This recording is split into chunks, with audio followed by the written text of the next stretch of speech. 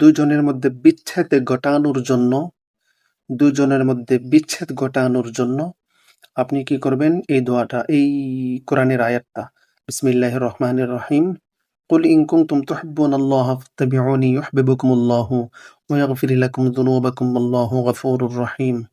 অতটুকু পর্যন্ত আপনি পাঠ করবেন ১০০ বার। পাঠ করে লবণের মধ্যে ফু দিয়ে সেই লবণ যদি আগুনের মধ্যে ছেড়ে দেন, তাহলে ২ জনের মধ্যে বিচ্ছেদ ঘটে যাবে। নিয়তটা হতে হবে হালাল। যদি অবৈধ নিয়তে করেন, তাহলে আপনার নিজের ক্ষতি হয়ে যাবে।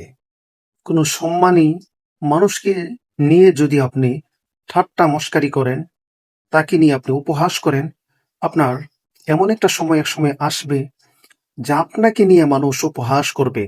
এমন একটা পরিস্থিতি আল্লাহ রাব্বুল আলামিন তৈরি করে দিবেন। এজন্য কোনো সম্মানী মানুষকে নিয়ে কখনো উপহাস করবেন না, অবজ্ঞা করবেন না, টিটকারি, ঠাট্টা মশকারি করবেন না। বেঁচে থাকতে কখনো কোনো মানুষের মনে কষ্ট দিবেন না, অর্থাৎ নির্দোষ কোনো মানুষের মনে কষ্ট দিবেন না। যদি দেন, মৃত্যুর আগে তার কাছ থেকে ক্ষমা যদি চাওয়ার সুযোগ না পান, আল্লাহ রাব্বুল আলামিন আপনাকে হাজি গাজি শহীদ হলেও ক্ষমা করবেন না। পবিত্র কোরআন শরীফের এই আয়াতটি যদি আপনি এই নিয়তে পাঠ করে ২১ বার পাঠ করে পানের মধ্যে ফু দিয়ে সে পান যাকে খাওয়াবেন, সে কিন্তু তার মধ্যে কি হবে? বিচ্ছেদ ঘটে যাবে। আপনা থেকে সে বিচ্ছেদ ঘটে যাবে। যেমন বিসমিল্লাহির রহমানির রহিম, কুল ইন কুনতুম তুহিব্বুনাল্লাহা ফাত্তাবিউনি ইউহিব্বুকুমুল্লাহু ওয়া ইয়াগফির লাকুম যুনুবাকুম আল্লাহু গফুরুর রহিম। এই দোয়াটা শরীয়ত মোতাবেক হালাল নিয়তে, উদ্দেশ্যটা হালাল হতে হবে। জরুরি যদি প্রয়োজন পড়ে, অবৈধ যদি কোনো সম্পর্ক থাকে, এমন কোনো কারণবশত যদি বিচ্ছেদ ঘটাতে চান, বিচ্ছেদ ২ জনের মধ্যে ফরক করতে চান, বিচ্ছেদ ঘটাতে চান, তাহলে এই আমল করতে হবে, এই কাজটা করতে হবে পরহেজগার কোনো লোক দিয়ে।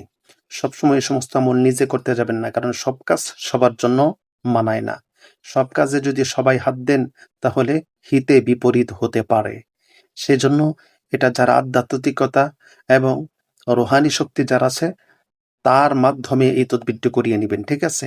যেমন ওয়ালকাইনা বাইনাহুমুল আদাওয়াতা ওয়াল বাগদা ইলা ইয়াউমিল কিয়ামা, এবং এই আয়াতটির নিচে যেই ২ জনের মধ্যে বিচ্ছেদ ঘটাবেন, এই ২ জনের নাম এবং মায়ের নাম লিখতে হবে আরবিতে, ঠিক আছে? অতটুকু লেখে আপনি ২টি পুরাতন কবরের মাঝখানে যদি আপনি গেড়ে দেন, তাহলে ২ জনের মধ্যে অল্প কয়েকদিনের মধ্যেই বিচ্ছেদ ঘটে যাবে। সুপারির মধ্যে ৭ বার পাঠ করে ফু দিয়ে সেই সুপারি দিয়া পান যাকে খেতে দিবেন, সেই কিন্তু আপনার বাধ্য হয়ে যাবে, আপনার বশ হয়ে যাবে, আপনার কথা শুনতে বাধ্য হবে। দোয়াটা হচ্ছে এই, কাইতু কাইতু সাওয়াহান। এটা পাঠ করবেন ৭ বার। আগে পরে ১০ বার দুরূদ পাঠ করবেন, কাজ হয়ে গেছে।